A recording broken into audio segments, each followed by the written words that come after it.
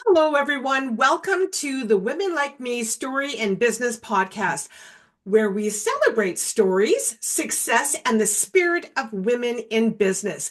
I'm your host, Julie Fairhurst, and I thank you all for being here with us today. I'm super excited today. I have such a lovely lady.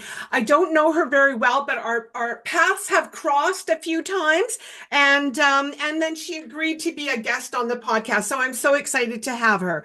Her name is Sally Thibault, and she is from Canada. I think she's French Canadian, but living in Vancouver. No, I'm Australian actually. Completely wrong. Australian, but with a French sounding last name. Yeah, Okay, just for just for confusion for everybody. it'll keep everybody on our toes. So did you grow up in Australia? Yeah, I'm an Australian married to a Canadian. Ah, got And you. we actually lived in Australia for 43 years. We're still Wow. married.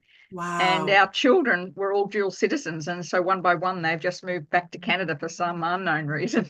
Oh, and, and wow. they weren't coming back. So we had to move here. Of course, yes. Yeah. Well, why don't you tell us a little bit more about yourself, Sally, if you don't mind? Thank you. Thank you. Yeah, so as I said, I'm Australian. I met my husband actually in Edmonton in 1979. Ah. I was traveling through Edmonton in December. Lord only knows why. I'm an Australian girl, and I thought, just a light coat would be nice and some high-heeled shoes. So I met my husband in 1979. We were married in 1982. We lived for a little while in Canada, but moved to Australia to grow for our children to grow up by the ocean, actually. So we lived on the Gold Coast in Australia, right actually on the ocean, overlooking the ocean. Beautiful. And our kids are dual citizens. And so one by one, they came here. My youngest came here first to study dance at Harbour Dance, downtown Vancouver. My son, who we'll talk about, met a girl online. Oh. Anyway, they've been together 10 years and married, and lovely. And then my middle daughter said, well, if they're there, I want to be there too. And so she came 5 years ago and ended up getting married in September to a lovely Canadian. So Oh, we moved beautiful. here. Oh, well, what else can you do?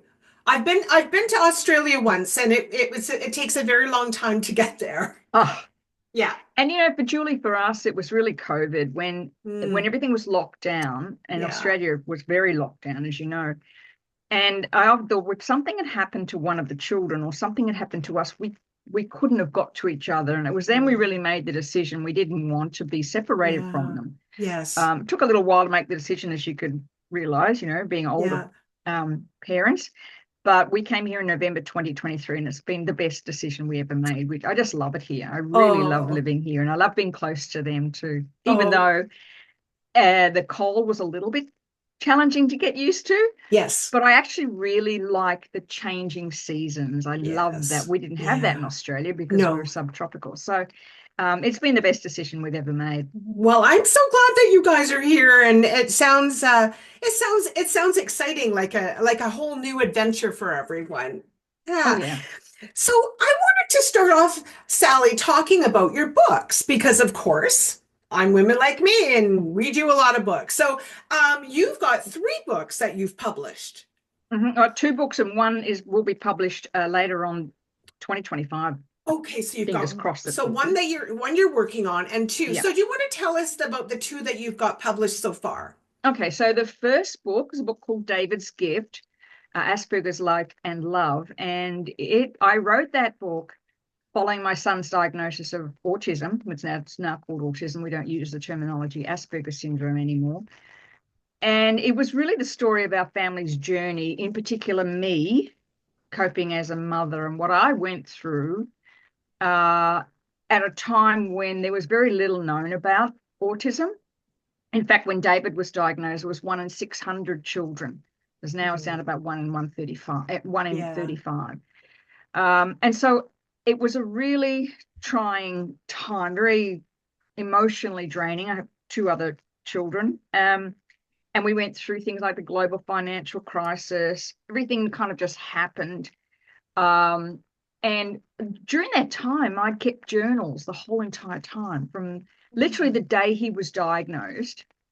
I had kept journals. And so when we actually had, got him out of school and through university, a friend of mine said, you should write about your journey. And I actually had only decided to write that book to hand to my family.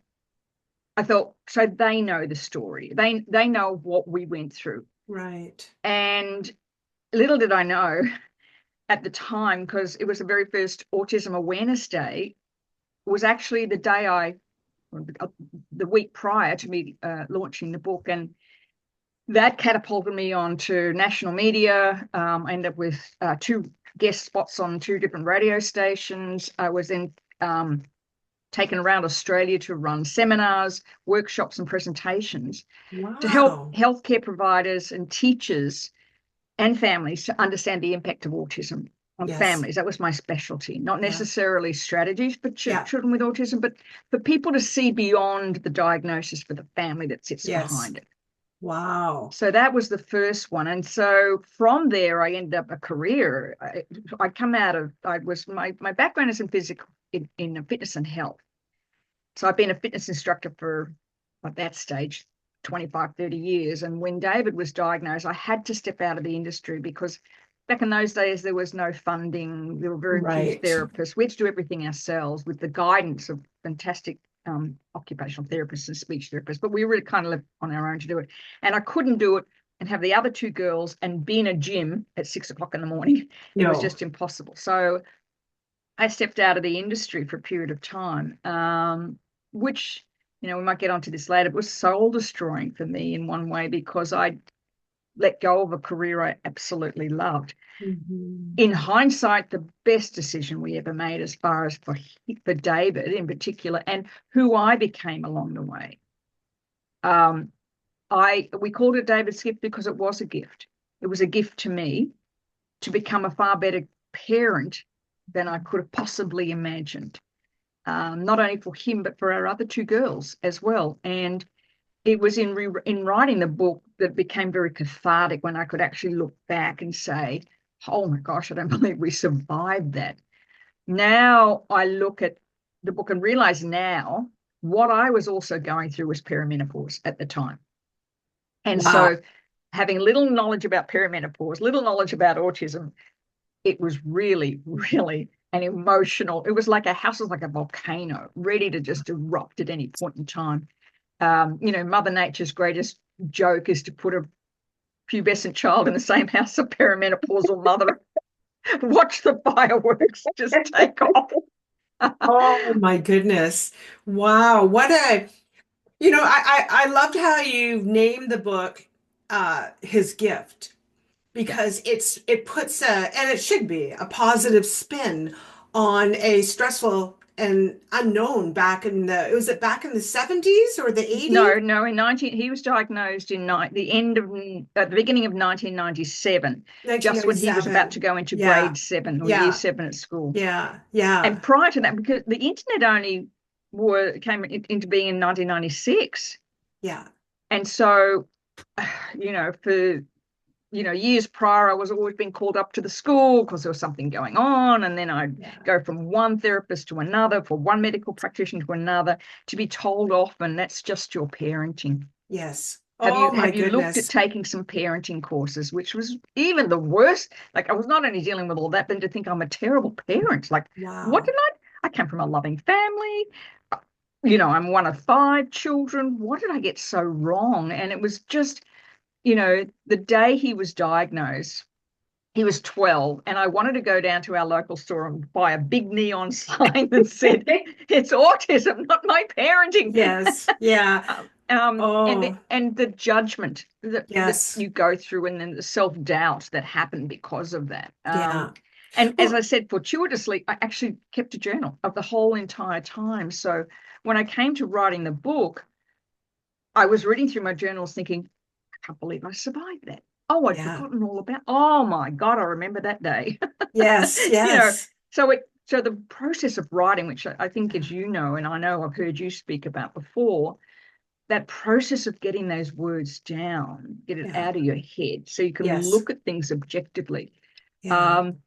was really emotional because I'd forgotten what we'd been through, but at the same time, very empowering because I Yeah. wasn't the same person. I wasn't the same person that started this journey and who ended it. I think that we either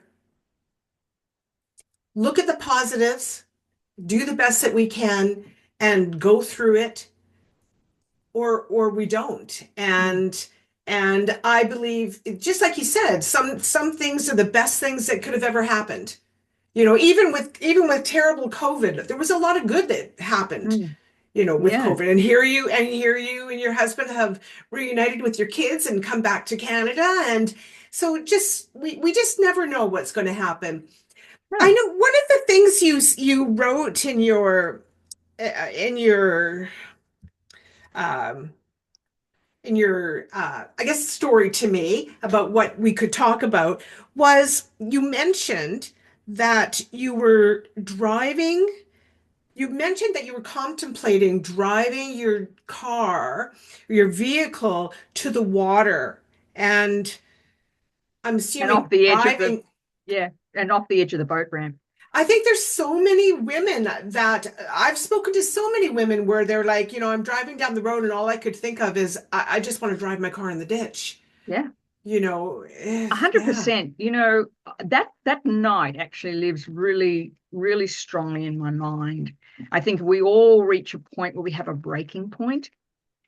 And I often think of that. I was very fortunate to be in a loving relationship. My mother had passed away, but my dad was very supportive. My family was very supportive. But because I couldn't figure it out, because I thought it was all about me, I just thought, what's the point? What's the point? I now understand perimenopause, and I understand, because that's the area I now work in, helping women through that perimenopausal menopausal stage, that suicide ideation is actually quite strong for many women going through perimenopause.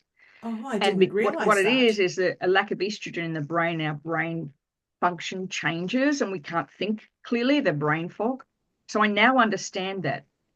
But that particular night, what had happened was David was in grade 10 at the time, and he was bullied constantly at school, Mm. just all the time. And it had come to a head one day when he came home with bruises all down his arm.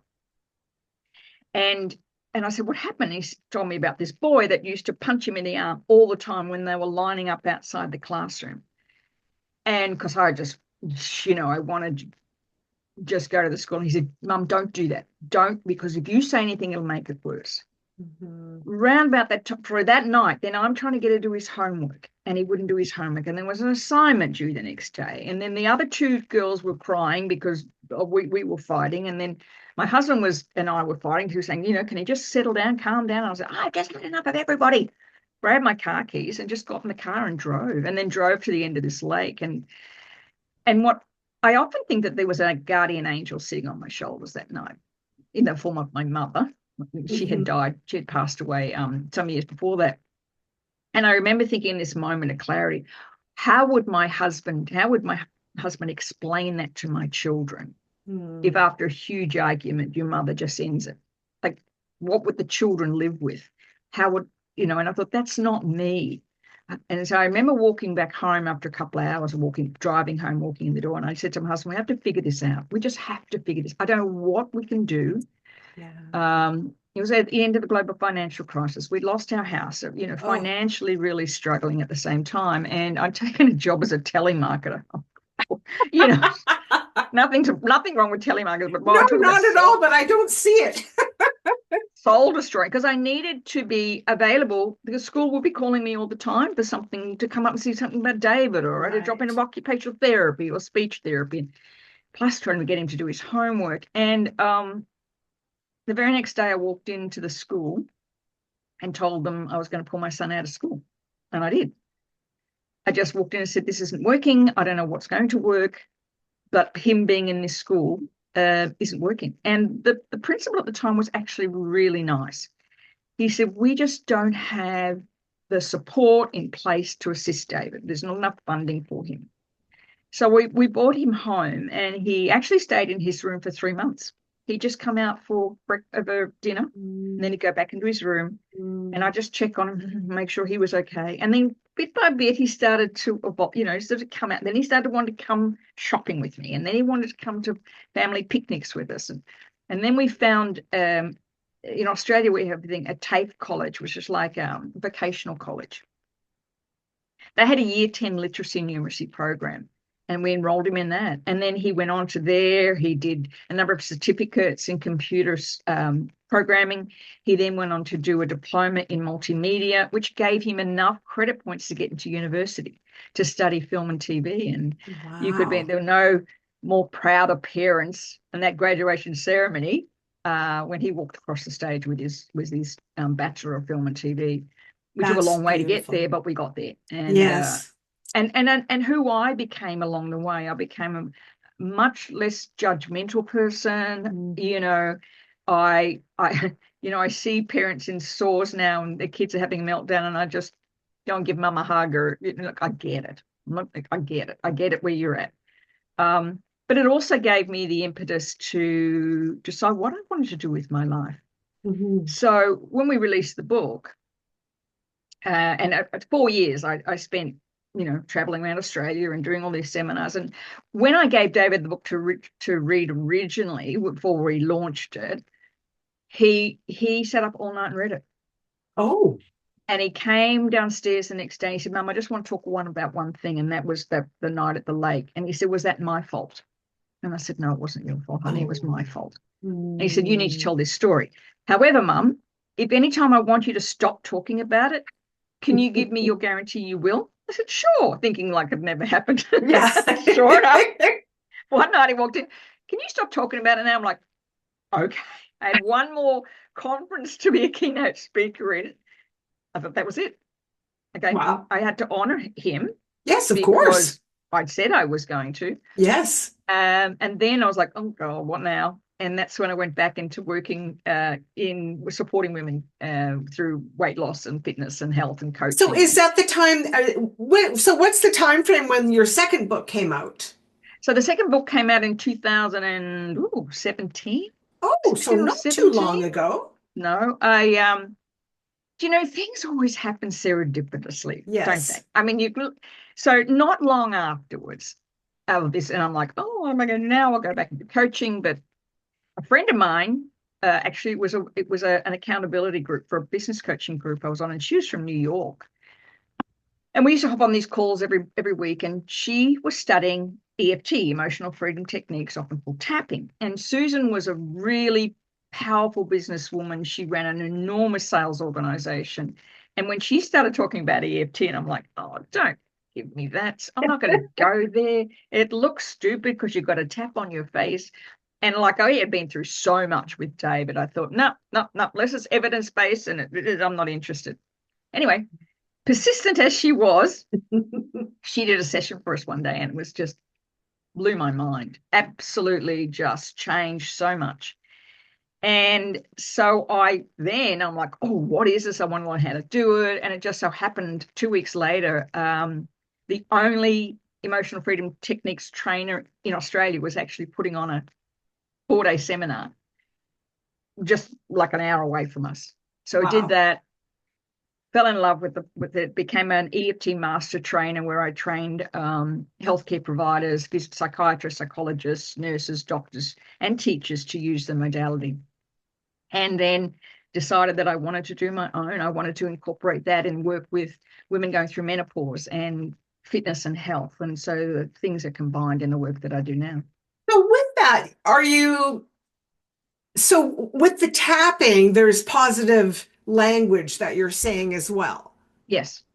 So how EFT works, it works on the premise of releasing the emotional connection to past stories that you tell yourself. So every time you do something, for instance, if you're 2 years old, put your hand on a hot stove and it burns your fingers, you pull away. That story is registered in the hippocampus and amygdala, which are now reptilian brain. So the next time you go to put your hand on the stove, you remember that it's hot, so you're not going to do it again. Right. However, it also records all those things that were said to you when you were a kid in the playground, and it just, it just hasn't gone away. Somebody told you weren't smart. Someone told you you'd never amount to anything. Someone told you were ugly, when you were 14. That story still sits there. Now, for many women, that can be enough to hold them back from stepping out to be truly successful. Because what if, that's where, the imposter syndrome comes from. Yes. Yeah. I'm not good enough. I'm not worthy enough. Yeah. That's just a story you're telling yourself. Yes. And so what we do in EFT is we go in and we tap on the emotion around that story. So that's the first thing. We tap on to release the emotional connection. And under MRI, it's been noticed that when people tap, saying the truth of how they actually feel, the neurons, just for a minute, rewire in the brain. And then we do, once you get that emotional connection down to a 0 or 2, so it's not triggering, yeah, we reframe and we put a new set of beliefs in. Yeah. So EFT works brilliantly for anything that's holding you back, and something's not going right. Okay, what's going on? What's the story I'm telling myself here? Where did that start? Yes. And normally for most of it's childhood. Yes. Yes. And believe it, a lot of parent issues. and that's not to make our parents wrong. Many of them are doing the best they could possibly do, but they may have said something to you as a joke and you didn't see it as a joke. That's right. Or it was a time you felt very vulnerable. We had a saying in our house. My mother used to say it all the time: a moment on the lips, a lifetime on the hips. Yes. So I grew up believing that anything that I ate put on weight. I'm thinking, where did that come from? And then I did some tapping. Went, oh, well, it's so interesting you say that, because I have a friend whose mother told her, "Oh, you shouldn't wear that. Your behind is too big," and her entire life, she thought her behind was too big. But it wasn't. No. But it was that one little sentence. Yeah. And I don't think her mom didn't say it in cruelty or anything. It was just like, oh, you might want to wear something different that doesn't, it's not fitting you the best, or whatever she meant. Doesn't enhance your beautiful figure. You could be like, that's where most mothers come from, right? They just want their daughters to look lovely. Yes, yes. But that's the thing, and oftentimes when I'm working with clients, what happens is that we'll find family sayings that just register, and then when we tap, they can go, oh, actually, that's not true. Yeah. Why have we been hanging on to this? It especially shows up for women in leadership roles. How long do you think that it takes for when someone realizes that they've got a problem, an issue that they want to clean up from their past? So how long does it normally take people, like on an average, if you know? 5 minutes. Really? That's pretty good.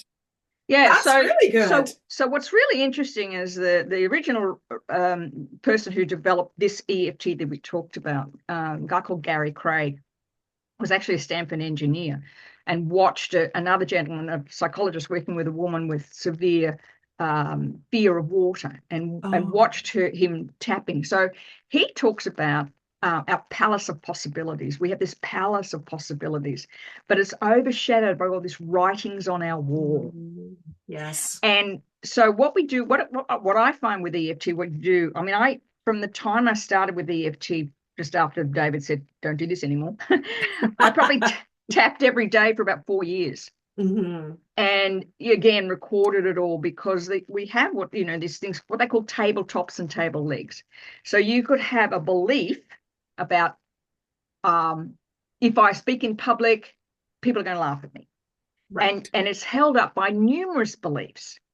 Right. So you can tap and get rid of one belief, tap and get rid of another belief, but it takes sometimes 4 or 5 different beliefs and different incidences to make that belief collapse. So you can get rid of one. For instance, I did a tapping in my group last week, which was talking about intuitive eating, which is, allowing your body to tell you what to eat, not your physical, your emotional brain.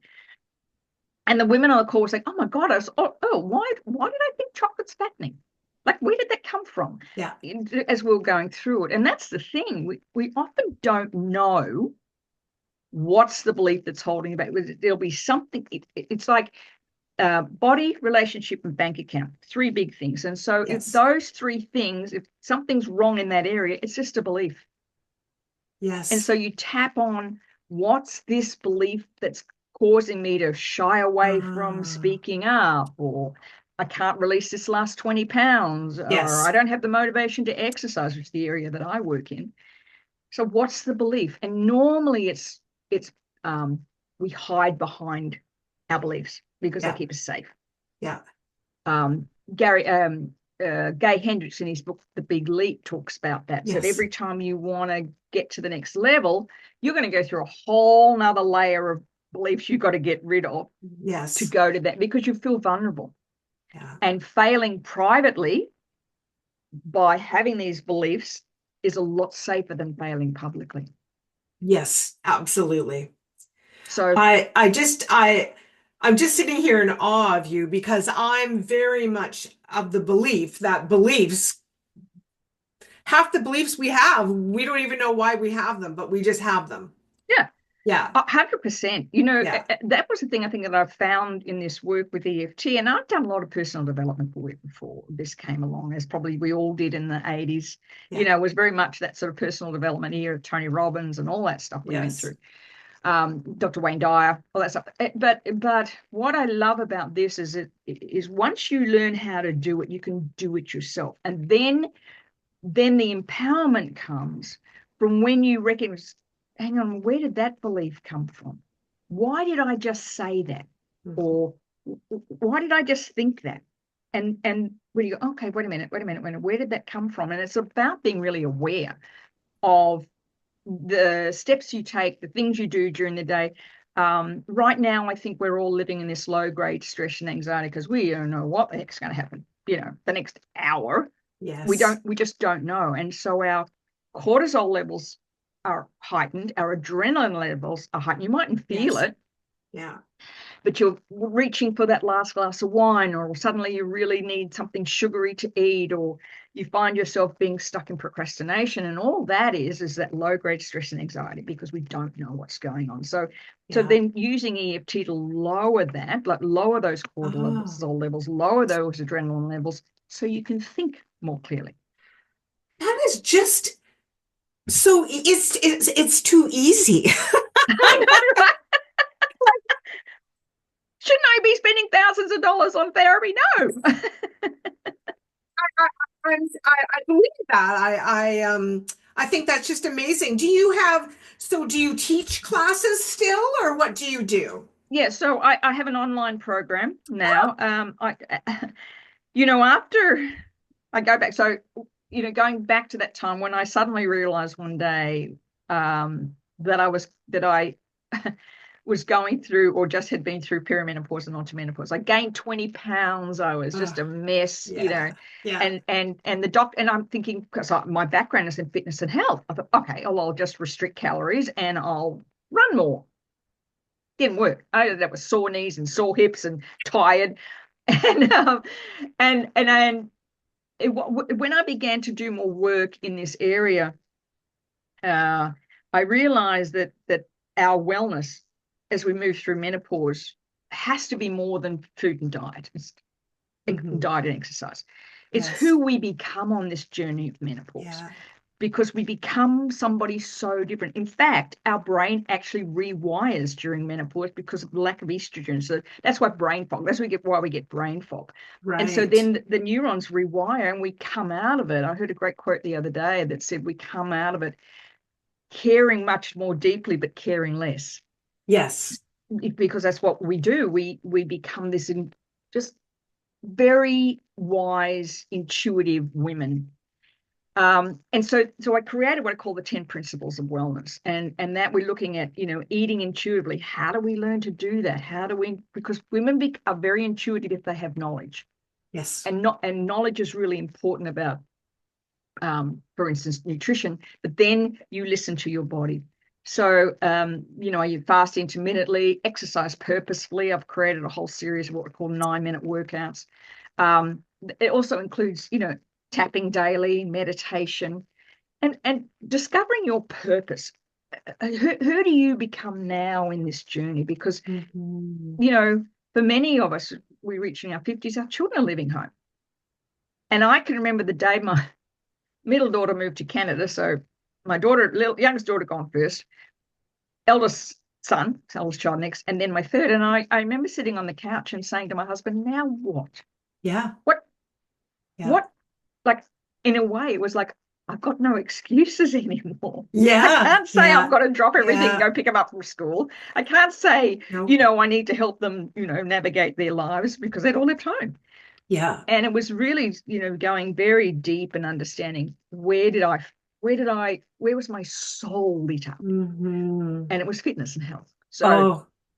and for all women, it's Mm-hmm. rediscovering their life purpose as they Yes. move through this menopause stage, because you, as I said, you think much more deeply and Yes. care less about what other people think of you. So it's a magical time. I was just talking to my sister about half an hour ago. Her youngest daughter's moving, and she said, all of a sudden, I'm by myself. Oh. I said, what a magical time. Exactly. Yes. Yes. What a magical time. Yes. You're not beholden to anybody. She's Yes. separated from divorced from her husband, but I said, this you can do anything you want. And she was Yes. like, oh, Yes. but the bottom of Yes. that lies, you have to be healthy. That's right. Yes, for sure. For sure. You have to be healthy. I had a girlfriend, the same thing. So ended a relationship, got fired from a job, and dog died in the same week. Oh, And I said, yeah. congratulations. Your life is just going to go in a super fantastic direction. Yeah, If you follow it. exactly. Well, Yeah. first of all, you've got to get real sad and crying, Yes, of want to kick course. a few Of walls. course. Of course. But But then it yeah. is like Yes. I was sitting at a networking event just recently, and there were two younger girls sitting across, younger girls. Since when we call women in their 40s younger, I don't know. But anyway, Yeah. two women in their 40s sitting opposite me and asked me what I did. I said, well, I'm a menopause wellness coach. And this one woman said, I'm terrified of menopause. And I said, why? Oh. She said, I only hear really bad things. I said, you are so lucky. You don't realize how fortunate you are. You are going to go through this with way more knowledge Yeah. than we ever had. The Yes. research that's coming out, especially Yes. here in British Columbia, who I believe are ahead of everybody else Yeah. in Canada, with the BC Women's Health Clinic opening up, lots of research into menopause and wellness, and also HRT will be free here in April. So there's all these things that are happening. Yes. You don't need to be scared of it. It's an exciting Yes. time of your life. Yes. I look back on those times, going through all of that, and I remember sitting in a board meeting one day. I just started to cry. Aw. What's wrong? I don't know everything. And there's all these men running around. Do we need to give us some time off? Can we get a wine? I just couldn't stop crying. Aw. And now I Yeah. recognize that's what it is. Yes. Stress levels were at heightened levels. I was going Yeah. through perimenopause. My estrogen and testosterone levels Yeah. were all over Yeah. the place. Yeah. And so that actually is interesting, because that's where in the cost to the workplace is enormous when we don't understand what women going through. And 51% of the population will go through this. They Yes. will go through this. Yes, Um, absolutely. yeah. So that's my passion now, as you can probably Yeah. hear, because I love working with women at this age. I They're I smart, they're intuitive, wise, yes. and they get it. Okay, Yes. get it. I love it. Yes. I know for myself, I was in sales and marketing for 34 years, and then I got extremely burnt out. But then I thought, well, what the heck am I going to do? Mm. Like, what am I going to do with the next phase of my life? And I actually was able to retire in February 2014 officially and do Women Like Me full time. But it was a process for me to get here, and it was a 5-year process. Yeah. And little hints were along the way of what I should be doing, and it's listening to that. I never thought in 20 years ago, if somebody told me I'd be doing podcasts and writing books with women and all of it, I would have said, are you insane? I can't even spell. Here, so I agree with you, and I hope that any woman who's listening takes this to heart and realizes that it's not the end of your life, it's actually the beginning of your life, because you're not really living for everybody else anymore. 100%. And Yeah. the interesting thing too is that women went through menopause in the early 20s. What's that, last century? Yeah. 1920. So 100 years ago, Yeah. women went through menopause around about the age of 53. We actually go through menopause earlier now, but they only live to an average of 72. Right. Women now go through menopause about 2 years early, 51, 52, but will live up to 85. Yeah. Now, that's the average, but if you care for your body, do the strength exercises, focus on your well-being, and how are you going to spend that time from 55, say, Yeah. to 85? What are you going to do for the next 30 years of your life? Exactly. That's what my whole stress was all about. What am I going to do? What could I want to do something. I don't want to, I'm not a TV watcher. Like, what am Yeah, I going to do? yeah. So I agree with you. I think that we should get more excited instead of No, stressed out, and you know just, what?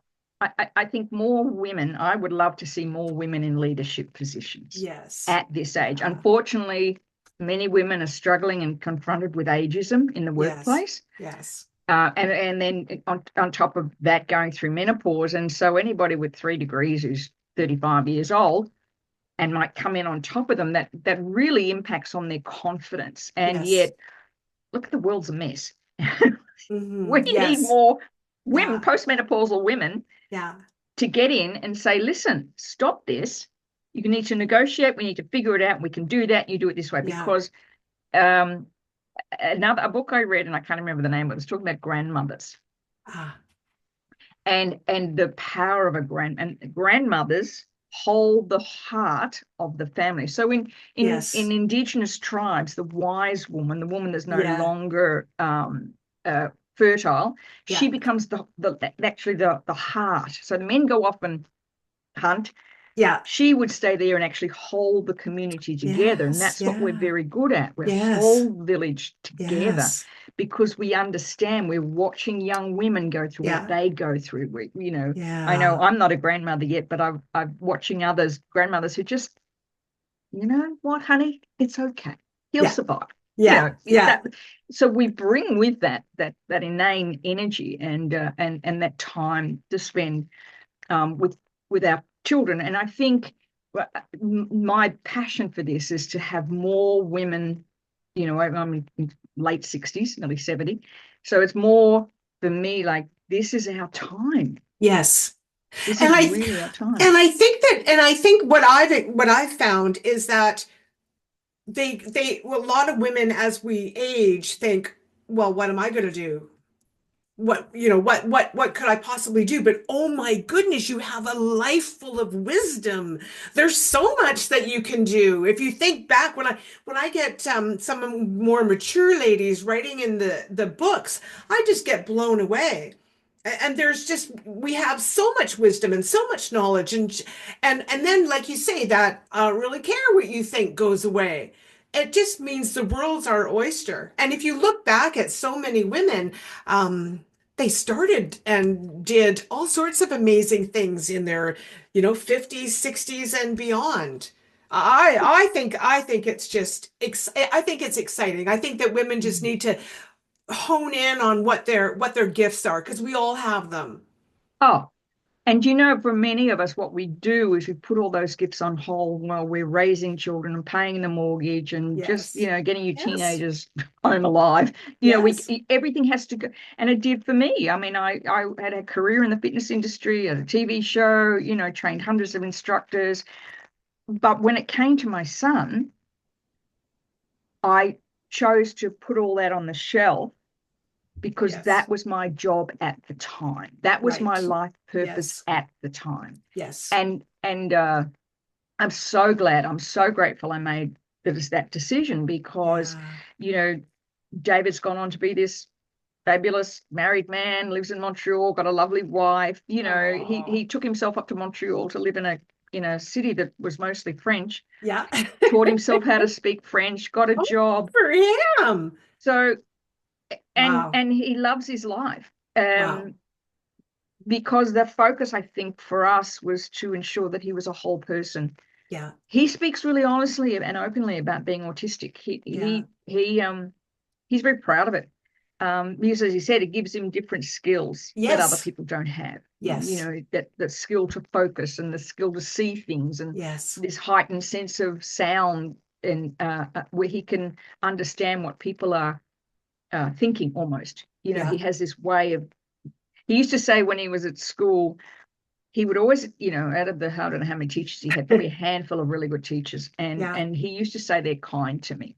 Oh. He could pick up Yeah. what they were thinking without having to Yeah. say anything. Oh. And the teachers that didn't get him, shut down. Very intuitive. Very intuitive. And so, Yeah. you know, and I think that's the other thing too, like you were just talking about, we go through seasons in our lives. Mm-hmm. And I'm a great deal, you know, figuring out soul purpose versus life purpose. Your soul purpose is what you were born with innately, that comes with you, and you kind of wrap that soul purpose around your current life purpose. You know, for me, my soul purpose is to teach, inspire, and entertain. And so, all through my life, I've seen how I've been managed to do that in various aspects, not always the same role, Yeah. but our life purpose changes, and it's just amazing to, you know, to make sure that soul purpose Yes. sort of wraps itself around in whatever way you can. So Oh, you know, I'm really passionate about women's health for that very reason, because you can't follow your passion if you're not well. absolutely. Just, you know, Yes. and I want to be able to, you know, forever how long my life is, I want to be standing up. Yes. You know, I want to Oh, be for hiking with sure. I want to be Yes. hiking with my grandchildren. I haven't got one yet. Yeah. You know, in 15 years' time when I'm 83 or 4, I want to Yes. be able to do grouse grind with them. You know, that, like, those are the things that you do now. Yes. Yeah. So you don't become a burden on my Yeah. children. I think that's beautiful to end with. That is just beautiful because it it's just so true. We have so many gifts, and I hope that anyone who's been listening to us is going to sit down and write out what their gifts are because for sure they have them. Sally, I'm wondering, in closing, I like to ask my guests 5 questions before we close. Do you mind? Certainly. Okay, they're fun. Don't worry. Okay. So the first question I want to ask you is what is your favorite book that inspires you in your business or in your personal life? Definitely The Big Leap. Oh, yes, that's Gay a good Hendricks, one. The Big. I think I've read it 5 times. Oh, good for I love you. it. I love Yeah, it. Yeah. it's a good one. Okay. If you could have dinner with any woman in history, who would it be and why? Any woman, you know, so many women. Yeah. Amelia Earhart's the one that comes to mind. Ooh. And because I come from a generation of people who flew, she actually landed in Papua New Guinea and was there when my mother's family. So we often heard the story of Amelia Earhart and my great uncle meeting her. So that's the woman. Like, gets in a Wow. plane and flies around the world on her own. Yes. Wow, that's Yes. incredible. That is Mm. incredible. Okay. What is your favorite way to unwind after a busy day? Mm. I love to go for a walk at sunset. Mm. That's my favorite thing to do. The sun comes out. I'm looking forward to, you know, being able to do that. Yeah, a walk at Yeah. sunset, I think, is my favorite with my husband, and we can just kind of debrief the day, or a happy hour with a good glass of champagne. Oh, both of those sound wonderful. The next one is, do you have a favorite motivational quote that keeps you going? My mother wrote in a card she gave to me on my wedding day. She said, "To thine own self be true." Oh my goodness. Oh, okay. I don't know why, but that made me very teary-eyed. That's Yeah, beautiful. it's always stuck in my mind. To thine, when Yeah. it all comes out, be true to yourself. Yes. Yeah. Yeah. Mm. Beautiful. Thank you for that one. Okay, and the last question is if you could travel anywhere in the world tomorrow, where would you go and why? Oh, wow. Where would I go? I think Italy. Ooh. Nice. And I would just like to eat pasta and drink red wine on the south coast of Italy, and just enjoy, like just being Oh, embraced with the culture and the yeah. food, and and again, of course, I love pasta, but pasta's not good for here. It's not the best, but you can eat pasta in Italy. It doesn't It's impact as not the much as it does same. here. Yeah. I loved all your answers. Well, thank you so much for doing that. So I want to let everyone know that if you want to reach out to Sally, if you want to join her group or investigate what she can do to help you, in the details section of the podcast and the YouTube, you will have links to find her, all sorts of information there. So Sally, in closing, is there anything you'd like to share some wisdom with us all before we close? Not that you haven't been sharing wisdom, because you certainly have, but let's get a final word of wisdom. Yeah, I think we are braver and smarter than we believe we are. Mhm. And if anything, this is a time for the rising of the feminine. And so for women listening to this is your time, because the world needs smart, wise, intuitive women. Oh, yes. That's it. I love that. I just love that. Well, thank you everyone for being here with us and on this episode. We'll see you another time. And Sally, thank you. It was good. I'm left emotional. I may need some tapping. I don't know. So thank you Thank you, so much. Julie. Thank you for having me. It's been an absolute pleasure. Oh, thank you.